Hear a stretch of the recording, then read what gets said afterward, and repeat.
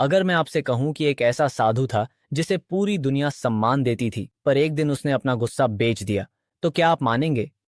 जी हाँ, गुस्सा, जिसे हम सब अपनी कमजोरी समझते हैं, उसने उसे अपनी सबसे बड़ी ताकत बना दिया। इस कहानी को आखिरी तक जरूर सुनिए, क्योंकि इसके अंत में मैं जो बात बताऊंगा वो आपकी जिंदगी की दिशा बदल सकती है। बहुत समय पहले हिमालय की एक गुफा में एक साधु रहता था। उसका नाम था स्वामी आर्यदेव। उसकी आंखों में शांति थी, चेहरे पर तेज था, और उसकी बातों में वो असर था कि बड़े बड़े राजा भी उसे गुरु मानते थे। लोग कहते थे कि स्वामी के पास हर सवाल का जवाब है, पर एक चीज थी जो उसके अंदर कहीं गहराई में छिपी थी, उसका गुस्सा। हाँ, एक साधु जो सबको शांति सिखाता था, खुद अपने भीतर क्रोध से जल रहा था, पर बाहर से कोई नहीं जानता था। जब कोई उसे अपमानित करता, वो मुस्कुरा देता, पर उस मुस्कुराहट के पीछे एक जलता हुआ तूफान छिपा होता। एक दिन एक युवक आया, उसका नाम था अरविंद। वो स्वामी के चरणों में बैठ गया और बोला, गुरुदेव, मैं जीवन में बहुत परेशान हूं। मैं गुस्से पर काबू नहीं कर पाता, छोटी छोटी बात पर भड़क उठता हूं। मेरे रिश्ते टूट रहे हैं, मेरे दोस्त मुझसे दूर जा रहे हैं। कृपया मुझे कोई उपाय बताइए। स्वामी आर्यदेव मुस्कुराए और बोले, तुम्हारा सवाल मेरे भीतर के तूफान को छू गया है, वत्स।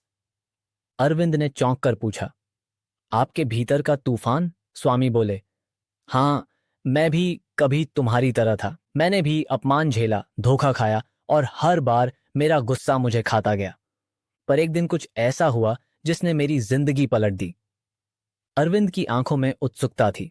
स्वामी ने कहा, सुनो, मैं तुम्हें वो दिन सुनाता हूं। कई साल पहले मैं राज दरबार में राजगुरु था। राजा मुझे बहुत मानते थे, पर एक बार युद्ध की रणनीति को लेकर मेरा और सेनापति का विवाद हो गया। मैंने गुस्से में आकर राजा के सामने सेनापति का अपमान कर दिया।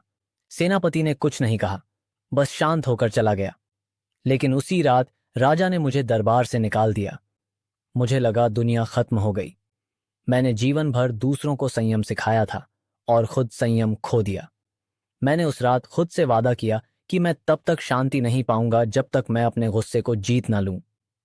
मैंने ध्यान करना शुरू किया। पहले दिन ही गुस्सा फिर आया, कभी मन में बदला, कभी अपमान, कभी यादें, सब बार बार लौटती।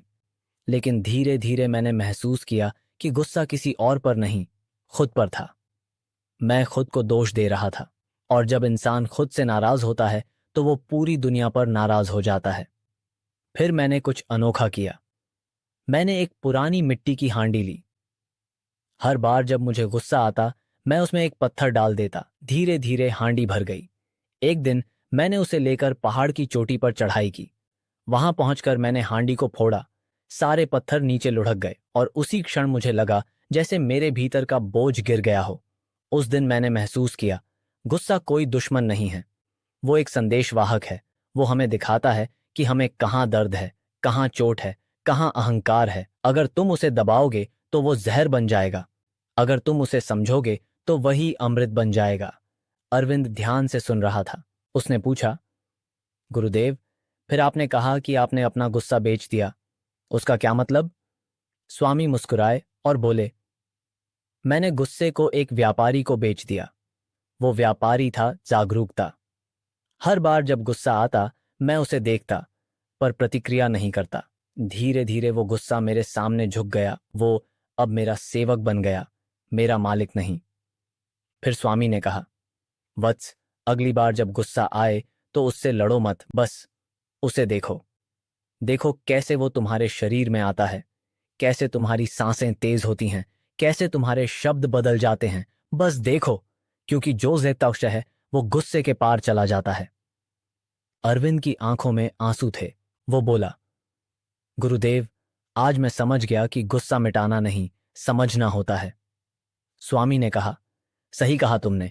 कभी भी अपनी भावनाओं से भागो मत। जो भीतर से उठता है वो तुम्हारा शिक्षक है, तुम्हारा दुश्मन नहीं। कहानी यहीं खत्म नहीं होती। कई साल बाद जब अरविंद खुद एक ज्ञानी बना, तो लोग उससे पूछते, आपका गुरु कौन था? वो मुस्कुराकर कहता, वो साधु जिसने अपना गुस्सा बेच दिया। और जब लोग पूछते, आपने क्या खरीदा? वो कहता, मैंने शांति खरीदी। दोस्तों, ये कहानी सिर्फ एक साधु की नहीं, हम सबकी है। हर इंसान के भीतर एक ज्वालामुखी है। कोई उसे दबा देता है, कोई उसे भड़का देता है, लेकिन कुछ लोग उसे रोशनी में बदल देते हैं। आपके अंदर जो भी गुस्सा है, वो आपको जलाने के लिए नहीं आया, वो आपको जगाने के लिए आया है। इसलिए अगली बार जब आपको गुस्सा आए तो बस अपने आप से कहिए, मैं इस आग को ऊर्जा में बदल दूंगा, विनाश में नहीं। यही है असली ध्यान, यही है असली अध्यात्म। बाहर की लड़ाई जीतने से पहले भीतर की लड़ाई जीतना जरूरी है। अगर आपको ये कहानी दिल से छू गई हो तो याद रखिए, मैं हर दिन एक नया वीडियो लाता हूं जो आपकी जिंदगी को आगे बढ़ाता है, जो आपको भीतर से मजबूत बनाता है और जो आपको अपने असली रूप से मिलवाता है। अगर आप सच में अपने जीवन को अगले स्तर पर ले जाना चाहते हैं तो अभी द ग्रोथ प्लान चैनल को सब्सक्राइब करें, क्योंकि अगर आपने आज टाल दिया तो शायद आप वहीं के वहीं रह जाएंगे। तो मिलते हैं अगले वीडियो में, एक और कहानी, एक और सबक जो आपकी सोच को नया दिशा देगा। जय श्री कृष्ण।